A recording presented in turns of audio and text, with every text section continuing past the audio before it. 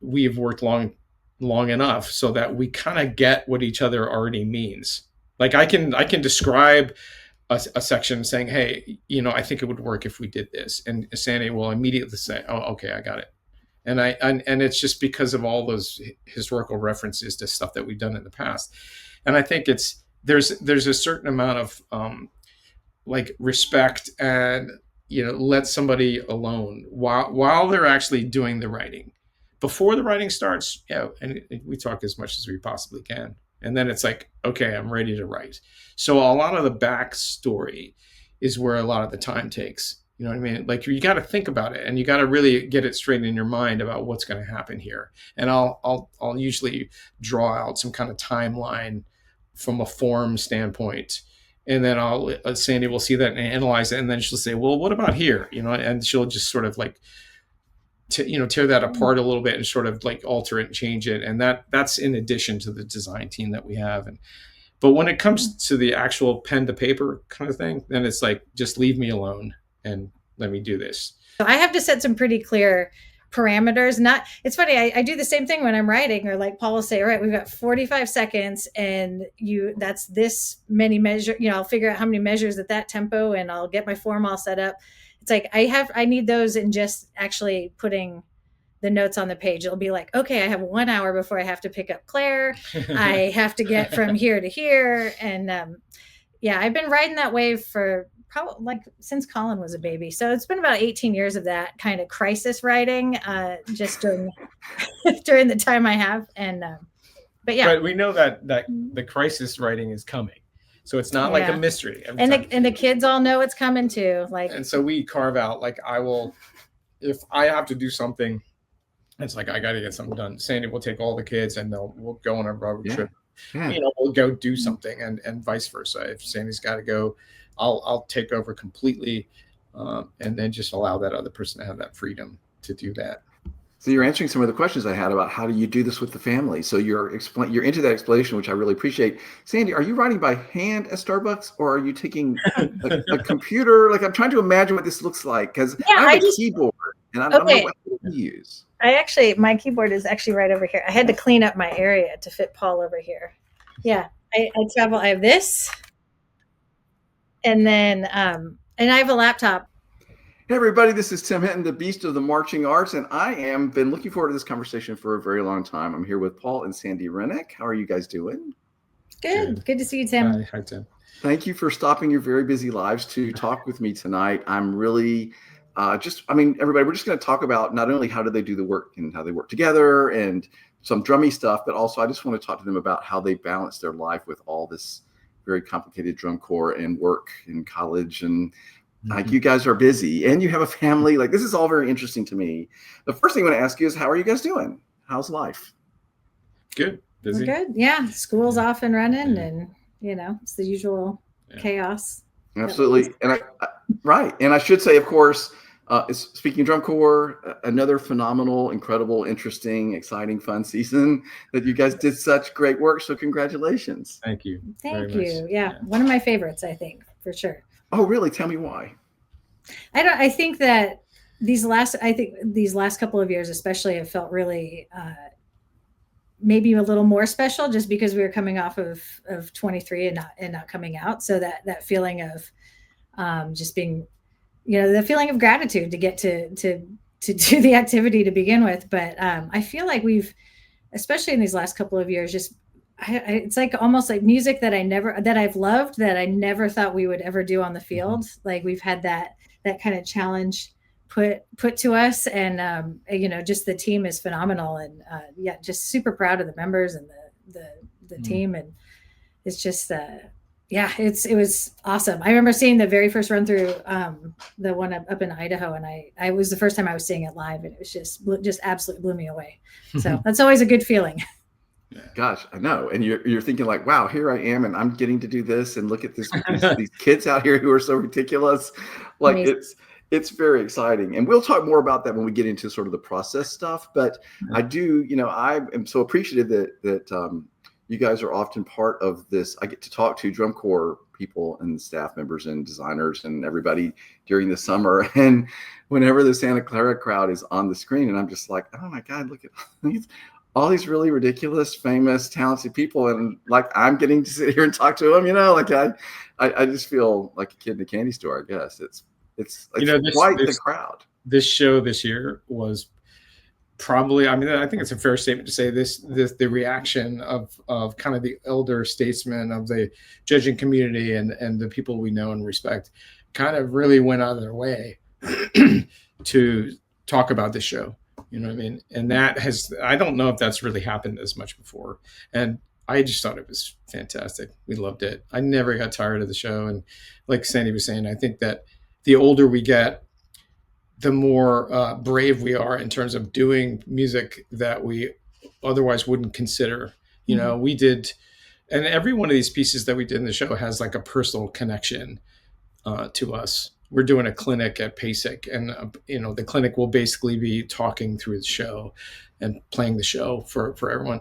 And then it'll be, part of the story isn't just like how we arranged it or how it was dealt with the design team, but it was just like the choice of doing it in the first place, I think was probably the most interesting thing for us. Like doing music by George Crumb and by Arvo Pärt, and stuff that we've listened to since we were in our 20s. That we just, I don't know if I don't think that we could figure out a way to do it. Like at least in my mind, I'll figure out like how would we do if we're going to do this? How would we do it?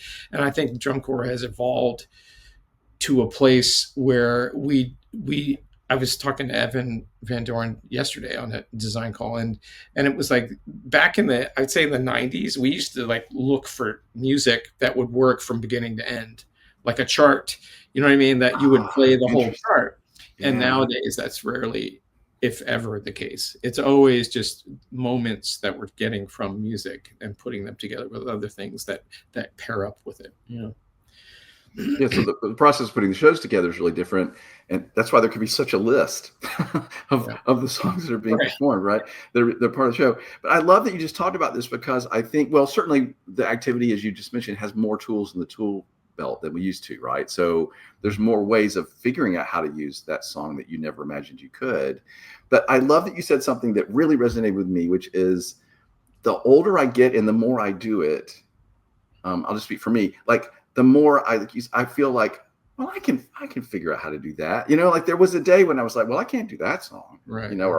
Or anyway. And now I feel like, so does it just come with experience and success that you feel like, well, we can figure this out? I think that's certainly part of it, but also not to understate the importance of the performers too, and what they can bring to the table. I think, certainly, like just thinking about the opening production when it was all front ensemble and the horn soloists, and just the visual demand on the performers of that moment was just incredible. And it's hard to imagine, 20 years ago, like trying to pitch the same idea, or even, even 10. And that's what I think is so exciting, is it's almost like, we as the designers are pushing the members, but the members are challenging us to just like, give us more, and pushing. I don't know. It's like we're each driving each other to do our best work. It's really exciting just as we go into the future, I actually think this might sound weird, but I think we're getting better at what we're doing. Okay. Honestly, I really do. I feel like it's we just have more experience. We've been doing it for longer. That I'd say that the process doesn't take quite as long as it used to. You know what I mean? Because I think we know what works, and what helps really in terms of that work on our end is if the desire level is there because of the music. That changes everything. You know what I mean? Like if we're writing something that we love and we really like this music and we really care about it, I think that's a huge part of the process that I think often goes unsaid. I think we don't write a million shows a year. And thank God for the people that do. I mean, I think that's Well, a skill set that writing 15, 20 shows or whatever. I think we write for Vanguard and We for do the too. Troopers, and then we used to write for the UNT marching band, and that has since they've been able to hire somebody in terms of adjunct to work directly with them, but it's kind of all we can do. That's how much I think we sort of dive into it, is that it's detailed to the point where it takes months, I think. So, yeah. Well, and I think trying to do that all with teaching at UNT and doing all, and like you said, having a family, like I can't imagine when any of that other stuff would take place and when we could write. I think it's like been and I'm certainly grateful for the fact that we can not have to do a whole lot of extra things like that. But it really, again, I feel like I don't know that I'd like music as much if I was writing a whole lot more. Yeah. But yeah, it's funny what you're saying about like the pressure of writing the piece that you really like is like, this doesn't, you're like, this can't be the show that ruins this forever for me, like this one, or, you don't want that to be like, well, I used to like this. No. Now I hate it. Yeah. Thankfully that doesn't happen. That is really significant because that has happened to me. I'm so aware of that phenomenon. And like the last couple of years, I've done a couple shows, and at the end of it, I thought, I still like this song. Yeah. I still like, and honestly, there were times when I'm like, I never want to hear this piece of music again, ever, as long as I live. So what is that? I think it's just overexposure. I mean, you're exposed to the same thing because you're having to listen to the music while you write it over and over and over again. And, I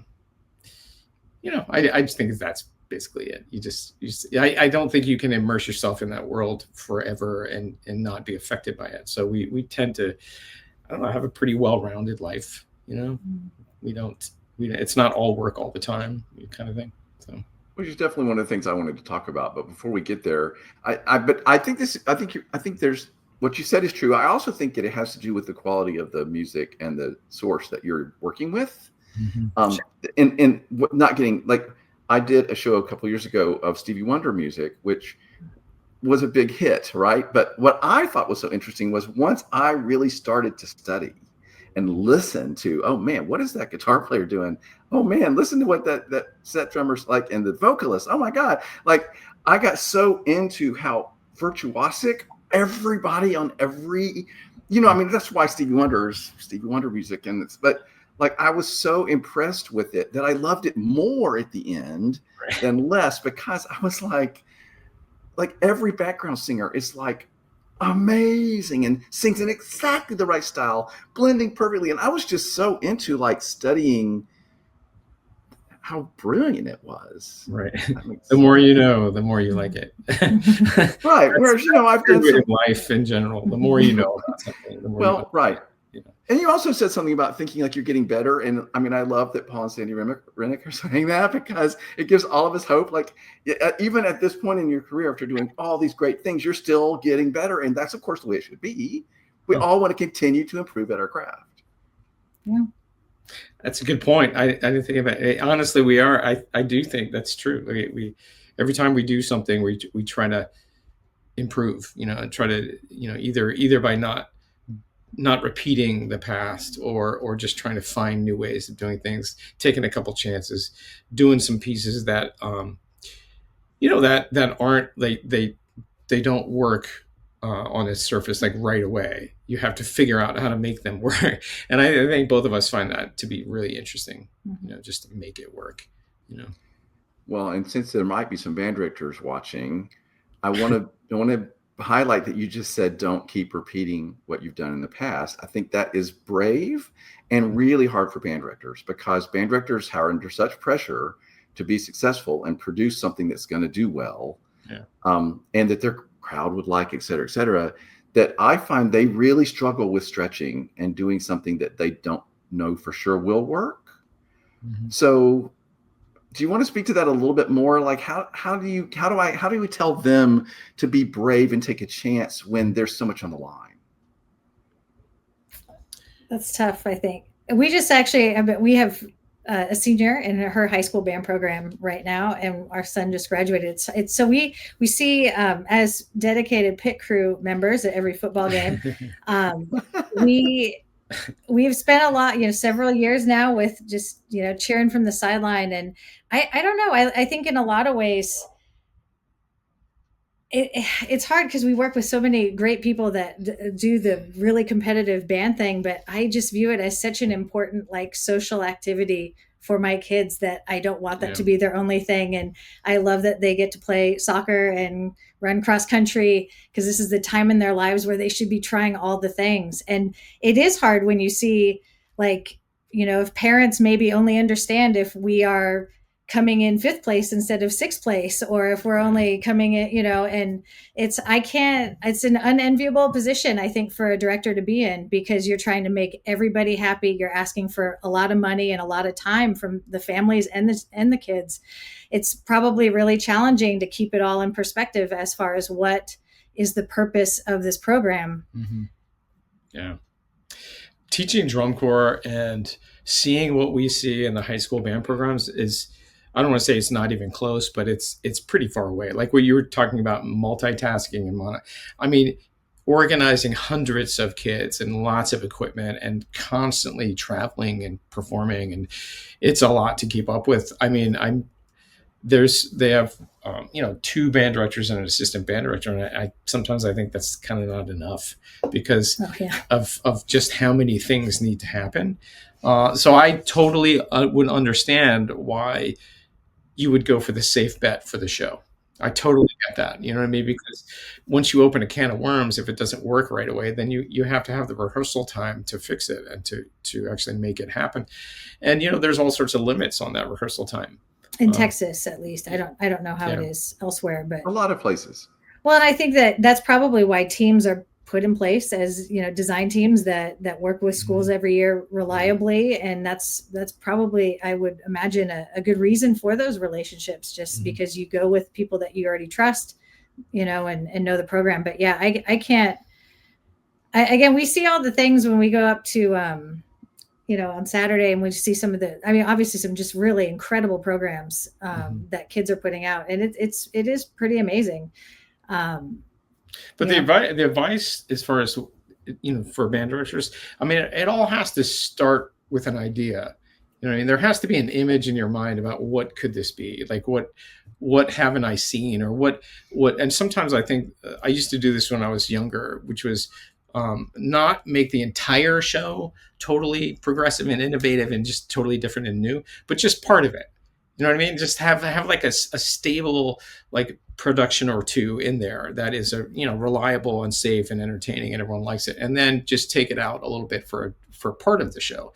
I would say that's probably the smartest bet to make. And then there has to be, like Sandy was just saying, like a lot of band directors nowadays, I can't imagine being a band director like we see our kids band directors and writing the whole show and writing all the drill. I don't think that's happening now.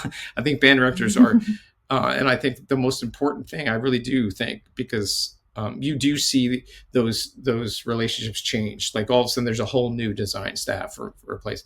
And I think that connection with those designers and the band directors is essential. Like they have to be, the designer is trying to realize the band director's vision. So there's obviously two problems with that. The band director has to share his vision or her vision. You know what I mean? They have to actually communicate what they want it to be. And then the designers can't have an agenda of what they want to do rather than what the band director wants to do. I really do think the designer has to be in service of the band. And that usually only occurs when there's a solid relationship. When you can call somebody on the phone at any hour, and you don't have to wait for the hour design meeting that you have every week. I mean, that's what I think is so different about Sandy and I, is we can talk about this stuff anytime we want. Like 11 p.m., Sandy's starting to doze off, and I'll have an idea, and I'll say, hey, what do you think about this? And then, she won't respond right away, but then she'll sleep on it. And then in the morning, then we'll talk about it. So those conversations are ongoing, pretty much. Like there's no schedule for those conversations. And I think the band director probably needs to find some designers that they're that comfortable with, that they can really, be vulnerable or sort of share their idea of what they think could work without being shot down, and then having a person on the other side trying to make that happen the best they can.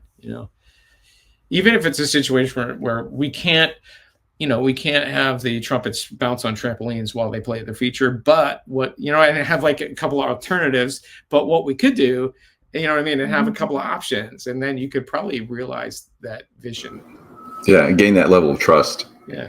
And sort of to your point, also, maybe don't stretch in every way, but stretch in one way this year, right? Let's do this. Let's push ourselves here, right, and not necessarily over here too. So I do want to ask you about this process of talking about things at home. But before we do that, you said that you are helping with the pit crew at your daughter's band, which I love. Do you have little outfits or something? Are you? Yes. Yes. I've got to hear about this.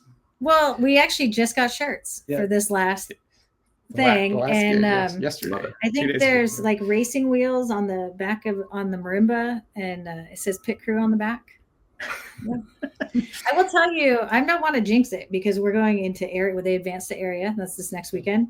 But whether it's a speaker or any of that, like I feel like we are batting 1,000 over the last. Our speakers have always worked. 5 years. 5 years of doing this in a row. Like we are a solid bet when Tim, it comes to pit you crew. would laugh. It's not just us too. It's like Andy tracks the line. Yeah, it's like a UNT faculty meeting that occurs. Director of Wind Studies is pushing the marimba next to us. Yeah, it's funny. Yeah, it's a good crew. This makes me really happy, and I would really, really love to see a picture of you guys in those shirts. That would make me so happy too. I love this. So, all right. So, how do you balance like having a home life and then also working together?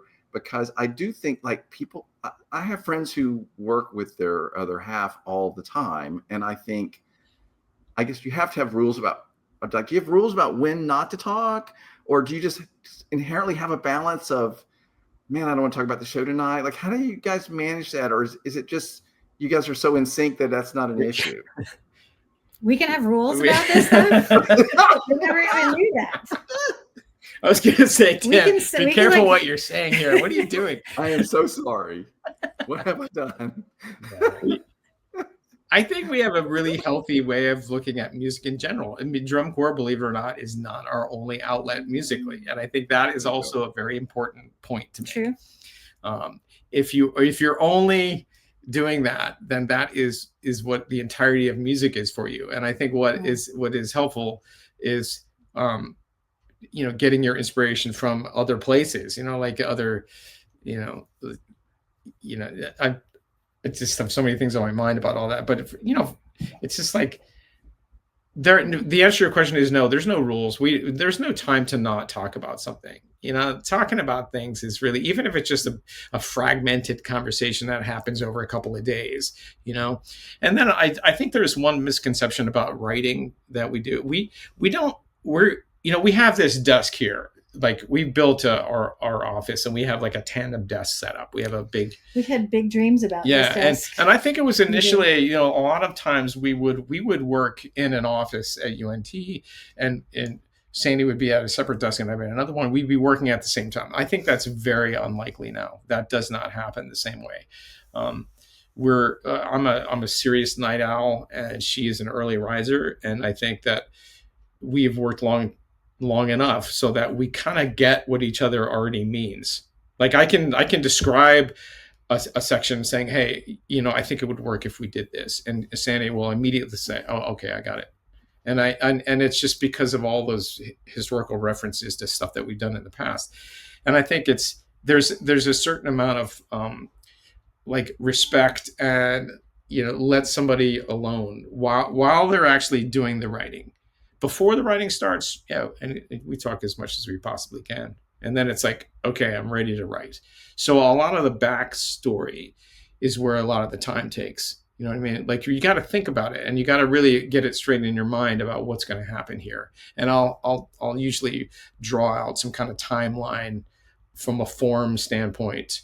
And then Sandy will see that and analyze it. And then she'll say, well, what about here? And she'll just sort of like, tear that apart a little bit and sort of like alter it and change it. And that's in addition to the design team that we have. But when it comes to the actual pen to paper kind of thing, then it's like, just leave me alone and let me do this. Um, and then we get together, and fortunately, we work at a place where we write the music, which is another huge point. I think a lot of people, honestly, I can't say that enough. Like, we get to write something and then pass it out and hear it, like live and in person, right then and right there. And you would be, I just am so grateful for that, because I'm kind of like, have a history in jazz, and I'm sort of improvisatory, a little less organized, and really good at, like, in the moment, making things what they need to be.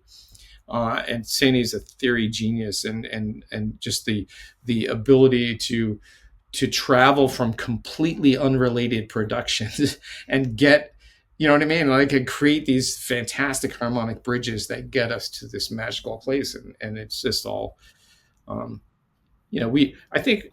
I know I feel like I'm talking too much You're now. talking a perfect amount. Okay. But I feel like we complement each other. Like, the things that I'm really good at, and the things she's really good at, are slightly different.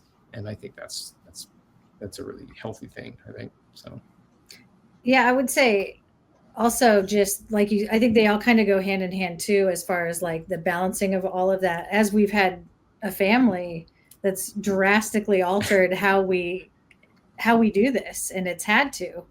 I think I was just telling somebody about this. The last time, my last tour on the road, because I used to go on the road for most of the summer, was 06 Phantom Regiment, and I was pregnant with Colin, who's our oldest, that summer. And then, so all of a sudden, getting ready for, the show in 07 and beyond, it was like, okay, I'm not going to be the one that's necessarily teaching this. I won't be the one in front of the group every day. And being able to write in a way that could be interpreted by the people working for us. Now, again, at this point in our career, and like, we are lucky enough to still have people working with us that were working, or around shortly thereafter at that time. So they can translate the meaning. And we have, again, such a great relationship with all the staff that it works really well. But yeah, obviously that's been a huge transformation for me, is just simply the amount of time that I'm going to be able to be there, which is minimal, very minimal.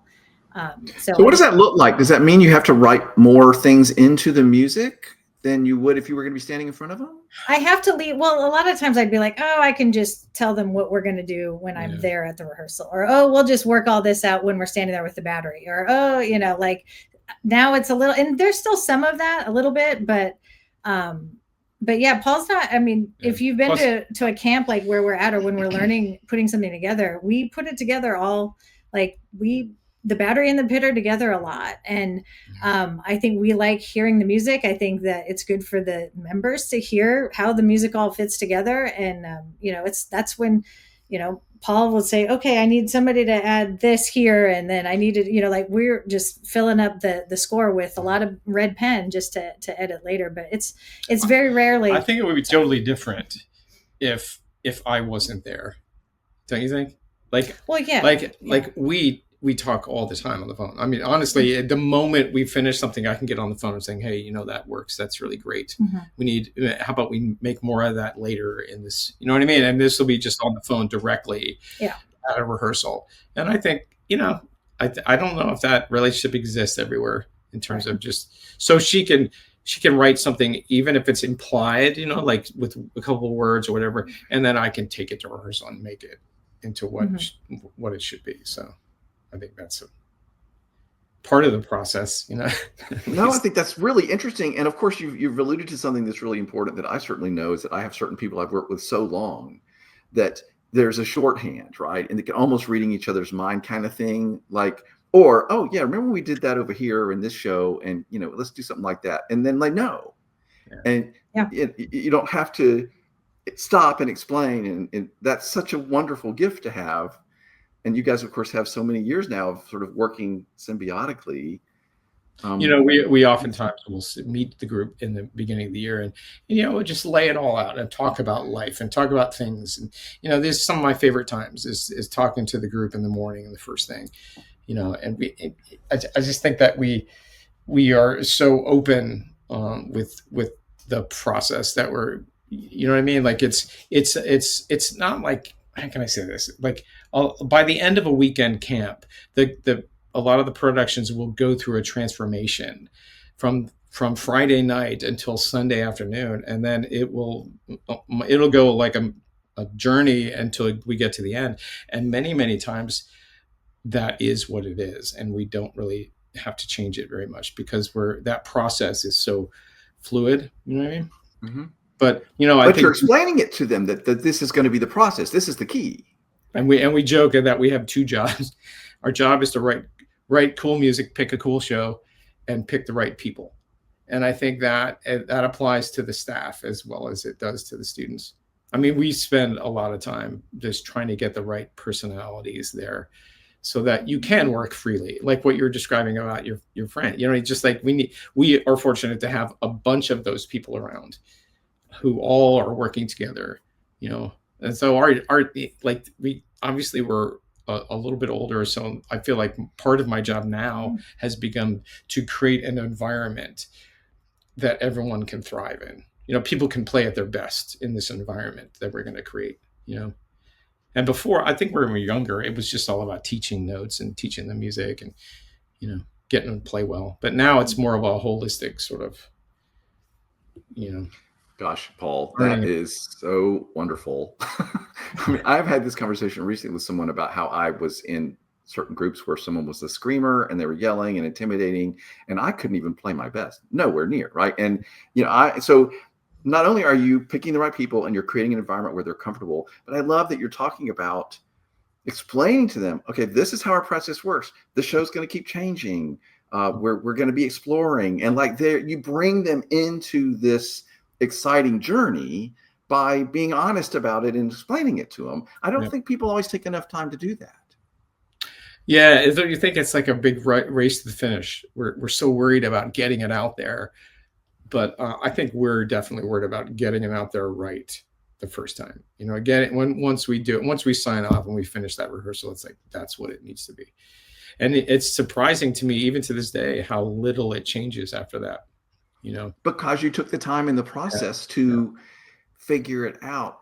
Sandy, I did a conversation with you. I can't remember which one it was. You've been nice enough to talk to me a number of times. I think it might have been with Lauren Teal, but you talked about how if you were making a change to the music, that you sat down, you explained to the performers, like, here's why we're changing this, and this is because the show needs this, and they changed this part of the drill, whatever. And so it wasn't personal, like we're taking your music away. And I thought that was really profound. That stuck with me all this time.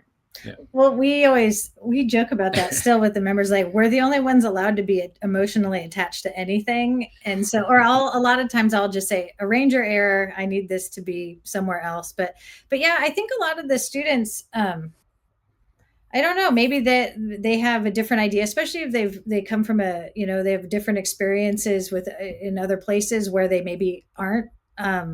It's like a different process. I think I don't know. I think communication is really important, and them understanding. It's like what Paul was talking about before, is like you learn more about the Stevie Wonder music, and so you understood it better, which caused you to appreciate it more. And Paul says that, and like that's what he's known for saying. That's one of his things, is that with knowledge comes understanding, with understanding comes appreciation. And I think that it permeates every aspect of this. Well, everything. And for the students too, when they understand the bigger picture, it's not a personal thing. Like, okay, I know you loved that, whatever it was, but in the big picture, we really need that to actually be over something totally different. And again, I feel like, they are children, but at the same time, it's really, I think, getting them excited. It's like playing a team sport, understanding what your role is within the team.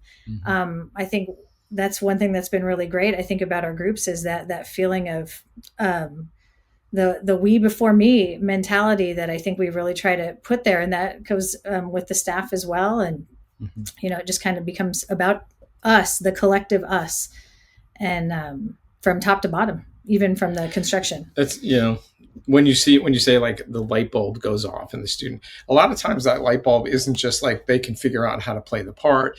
They figure out the greater context, or they figure out like something about the music, just like historically or whatever it is. And I think once they understand that, then it's the train's going. You know what I mean? Everyone's on the same plate. Everyone's going in the same direction, and it feels really good. I just one quick story about the last year's show. We started the show, I think, in a really interesting way, and I think we're very conscious to make sure we play enough. You know what I mean? That doesn't sound right, but it's true. Educationally speaking, I think it's an expensive thing to do. They spend months doing it. There has to be a greater purpose, right? It can't be just to learn the show and try to play it right. There has to be a deeper reason for this. And I remember that's why when we started exploring different music, that was a lot more contemporary, not initially appealing to everyone all the time. Getting them to really understand that music it was fascinating. They bought in, they invested in themselves into it so much because they understood like what this was.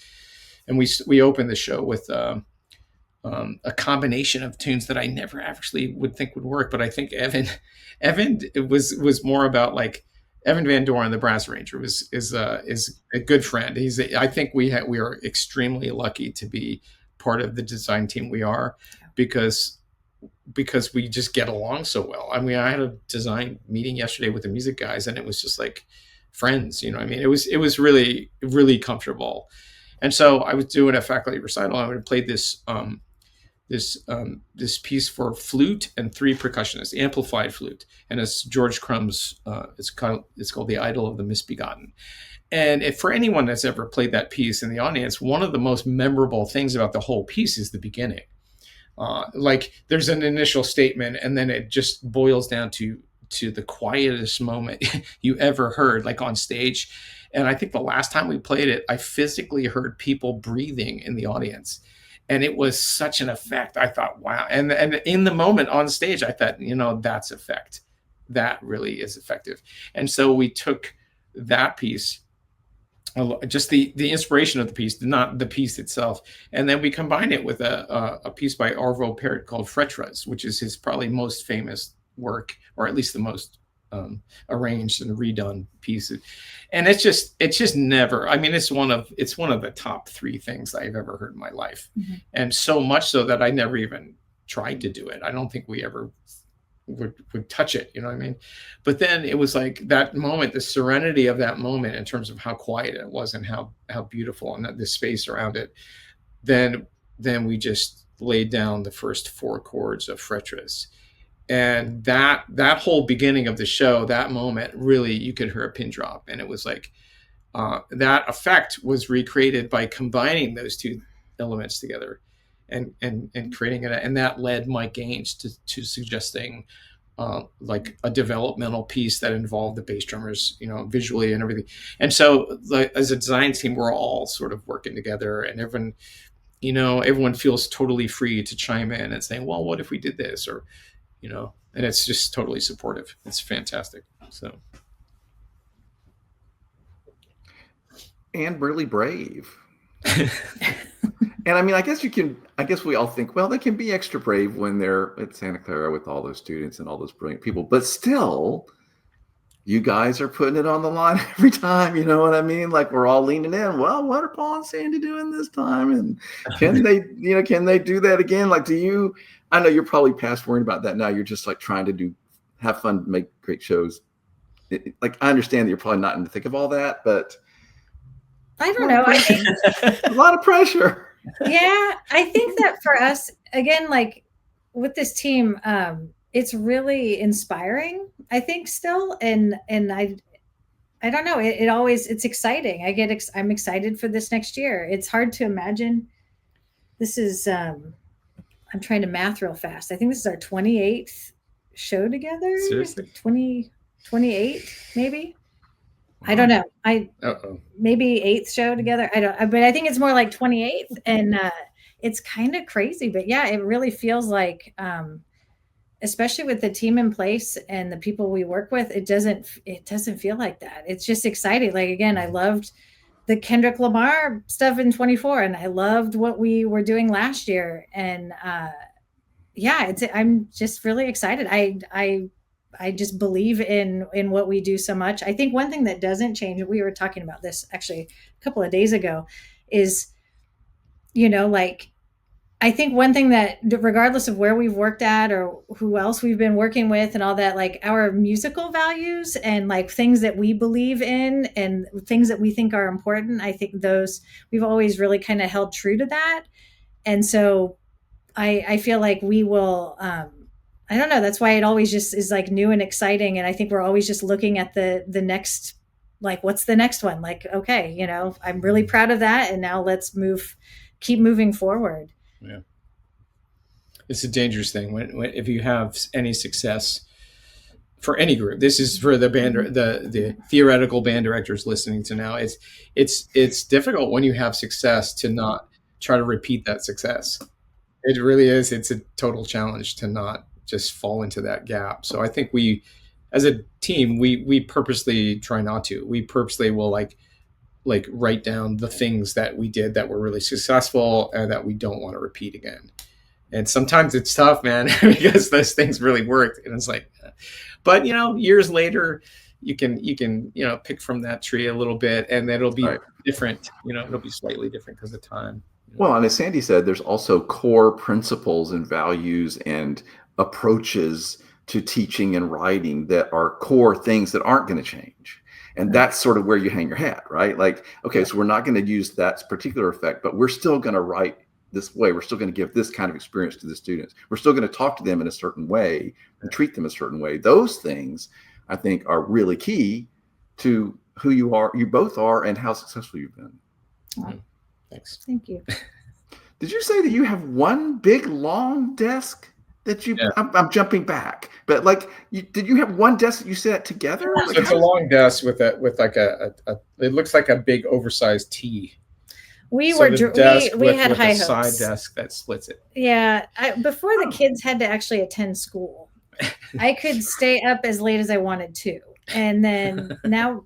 So it's like basically there's a place for me to work on one side. We're on my side right now. And then on the other side is Paul's side. And then there's just it juts out to the left, which Paul has covered with all of his things. So I have like, he has an L and I have like a line, a dash. I have a slight dash. And but no, and actually I don't write in here at all. I write at the Starbucks down the street from our house usually, because if I'm here at the house and the kids are at school, which is usually when I'm writing, I will then start doing the laundry, and then I'll go out and like throw the toy for the dog in the pool, and then I'll get busy doing everything but what I probably need to do. So I have to set some pretty clear parameters. It's funny, I do the same thing when I'm writing, or like Paul will say, all right, we've got 45 seconds and that's this many measure, I'll figure out how many measures at that tempo, and I'll get my form all set up. It's like I need those, and just actually putting the notes on the page. It'll be like, okay, I have 1 hour before I have to pick up Claire. I have to get from here to here. And I've been riding that wave for probably like since Colin was a baby. So it's been about 18 years of that kind of crisis writing, just during during the time I have. And but we know that the crisis writing is coming, so it's not like a mystery. And the kids all know it's coming too. Like, and so we carve out, like, if I have to do something, it's like I got to get something done. Sandi will take all the kids and we'll go on a road trip. Yeah. We'll go do something, and vice versa. If Sandi's got to go, I'll take over completely, and then just allow that other person to have that freedom to do that. So you're answering some of the questions I had about how do you do this with the family. So you're into that explanation, which I really appreciate. Sandi, are you writing by hand at Starbucks, or are you taking a computer? Like, I'm trying to imagine what this looks like, because I have a keyboard and I don't know what to use. My keyboard is actually right over here. I had to clean up my area to fit Paul over here. Yeah, I travel. I have this. And then, and I have a laptop. I started writing on a laptop, believe it or not, in about 2014. I moved off of a desktop because we got a dog, our first dog, and he didn't like it because he was a puppy. I couldn't just go in this office and close the door and write. So I started writing out at the kitchen table on like a second laptop that we had. So I've completely moved into that. And then super late at night, I'll be writing, and the dog will come in and sit right down at my feet. The dog has no issue with Paul writing in the office. It's just when I want to do it. But yeah, so yeah, I just go to Starbucks. Sometimes I don't bring my charger, and I'm like, I've got 39% battery life, and that is what I have. And because, it's like, it's sometimes when you give yourself like the 6 weeks to do a task, it's going to take you 6 weeks, even if you do all the work in that last 4 hours. So I guess I just try to create those little scenarios more often. I'm a sense of urgency. Yeah. We like to call it. Well, but I love this. This makes a lot of sense. There is no deadline in the world like kids. Yeah. I'm telling you, there is if you're going to pick them up from elementary school, you got to be there on the money. And there is no wiggle room when it comes to that. Yeah. So, they're going to call you. The office is going to call. They're going to shame you for not being there. It's not a good feeling. They don't care that you're writing for the top drum corps in the world. That does not matter. They don't care about the drum corps and how well we're going to do. They really don't. What do your kids think about all of this? That's funny. Katie actually loved that. Our senior, she's a senior, and she is the one that has my car and my credit card and our youngest, and they're out tooling around. I think they were going to Target after Chipotle tonight. You sent them away so you could do this with me right now, which I love. Yeah. No, it's actually really funny because all three of them play percussion. They all play piano and took piano lessons, and then all three play percussion. Our oldest, who's a freshman in college now, he was in band all 7 years that you could do band, and now Katie is in her senior year, and she's the section leader of the drum line, playing snare drum. And the best was actually right before they played on Saturday, she goes, and I think only percussionists will find this funny, but she was like, "Hey, Dad, you gonna tune our drums?" Because that's like what he always is doing in the lot, like whenever I would bring them to shows. So I've got a couple of this is the first time he was asked to participate in that manner, but I think they find it fun. They just started coming we brought them to finals this last year, and that was the first time they'd seen the whole thing. But they've definitely grown up through the drum corps. So I don't think they think it's really that special or cool, honestly. I think everybody does it. It's just what mom and dad do, right? So isn't that funny? Here we go again, I guess. Paul, I know you're like the most mild-mannered person I know, and I haven't mentioned your great hair tonight. I'm just not going to bring that up at all. But was it weird for, I would think if I was on the band staff and Paul Rennick is there pushing marimbas out, and I know you're just so nice that probably you keep it from getting weird. Yeah, I totally understand what you're saying. I remember meeting our kids' percussion instructor before they went into high school, and this was at a rehearsal at Santa Clara, and we had a lunch break, and we all got into a car on a lunch break, and it was total silence. I mean, you could have cut it. And then I learned that the guy sitting in the back seat was going to be my kid's percussion teacher, and you're exactly right. It's just like I just go way overboard to make it not weird. You know what I mean? Right. I'm just if I stay busy helping and do things like that, then that's my job. And that's very kind. I'm totally okay with that. Well, and I think it's really important for our kids too to have their own lives as musicians. I think we decided to make it that way. I think we were really wanting them to not feel that because I'm sure there was, they felt like there would be an expectation of how well they would be playing or how good they were at this or that, especially being percussionists as well. And so again, something I learned from a good friend was, because his kid was a little older than our oldest, was that he learned how to ask, do you want me to listen as a teacher or do you want me to listen as your dad? And then the kid was like, I want you to listen as my dad. Yeah. And so we've definitely tried to take that role on through all of it, even through piano lessons and all that. They have a piano teacher. I get into really funny arguments with our youngest about does E flat have 3 flats? We will still argue about all of these things all the time. And it's funny now.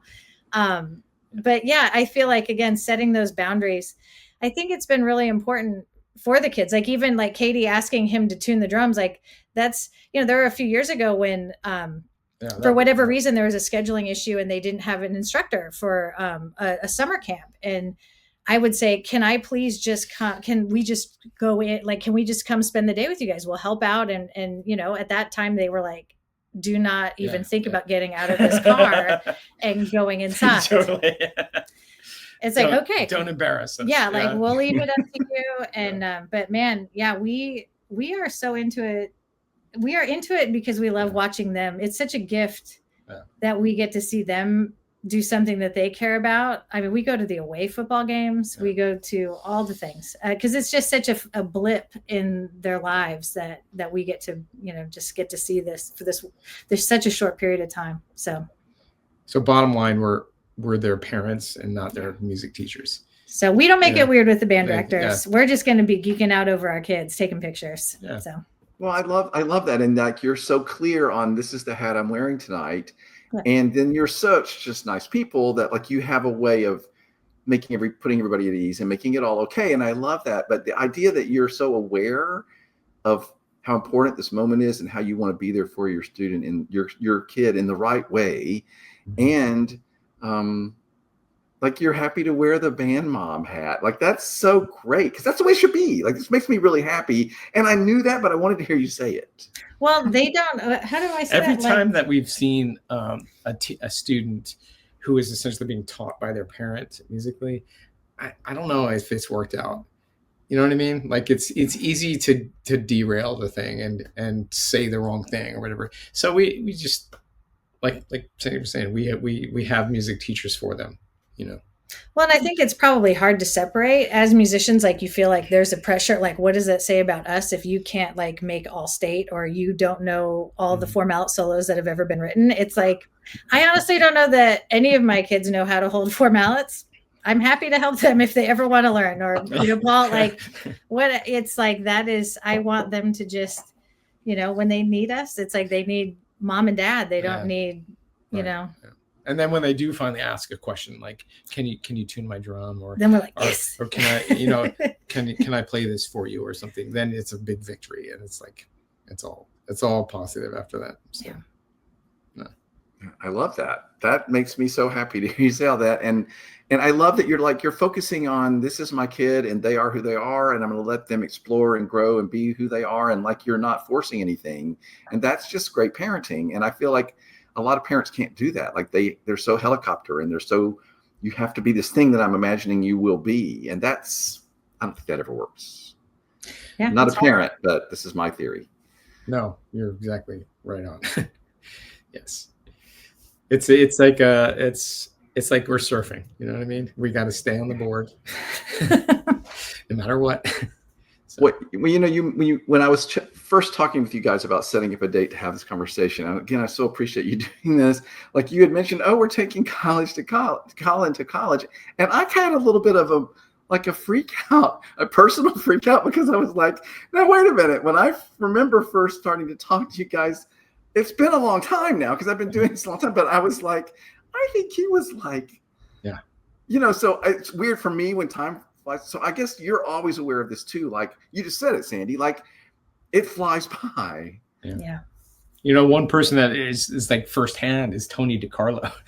It's really funny because we bring our kids to the show. I mean, we've been bringing our kids to the show since they're like in Bjorn's. Like carrying them over carriers. And so, and now we last at finals, we pull them on and say, hey, Tony, come here. And yeah, my son is like taller than I am. And he's, you know what I mean? Yeah. Yeah. We got some pretty good pictures. And it's funny because, when before they were in school or their kindergarten, first grade, you know, running out, he would, you know, Katie, he would have our daughter like cue the announcer, you know, like at San Antonio and all that. It's so funny because, they don't remember any of it. And, but it's kind of mind blowing to think that much time has passed. But Colin, he is in college and it's horrible and an emotional roller coaster and it's amazing all at once. It's a lot. Yeah.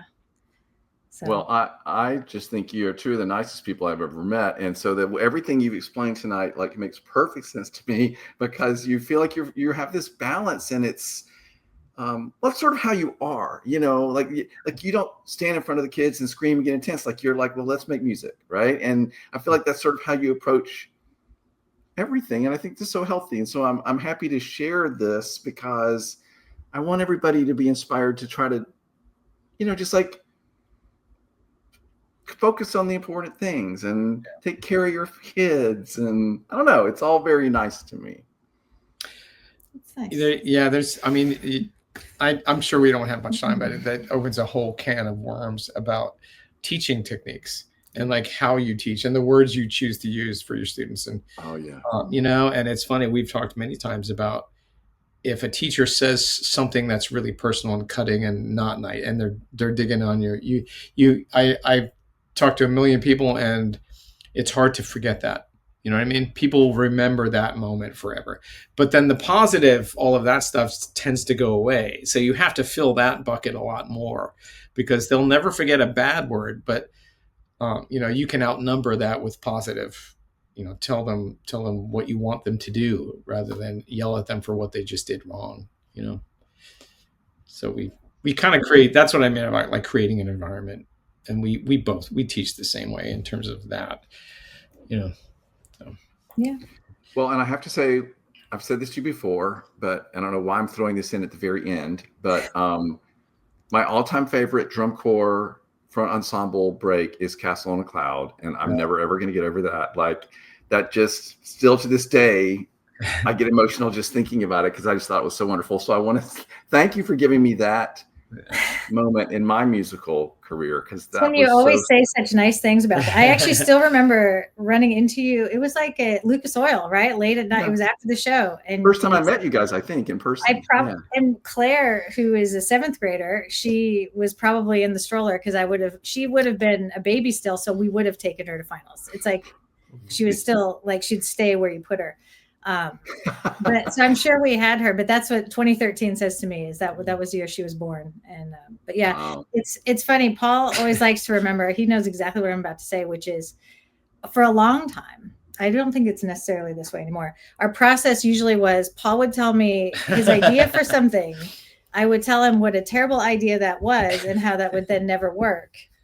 And one of the main times that happened was Castle on a Cloud or the front. I was like, what a terrible idea. And I was probably pregnant still with Claire. But that gives you a pass right there. I think it should, but that definitely, he just takes it. So that's what our process too, is I have to then tell him what terrible ideas they all have. It'll never work. How are we even going to have a drum corps this summer with such terrible ideas? Yeah. And it's been several years of those.